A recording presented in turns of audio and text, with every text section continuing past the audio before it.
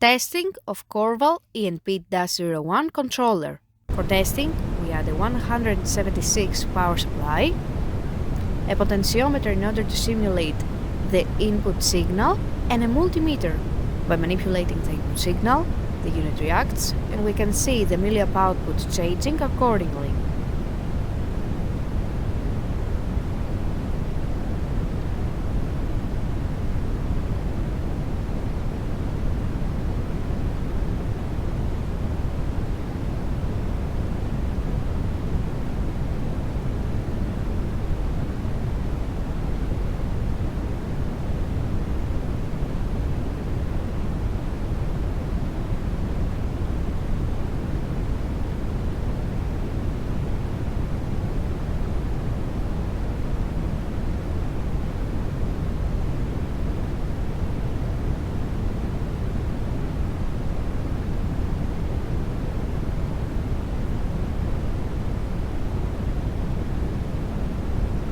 No further testing is possible due to lack of additional units.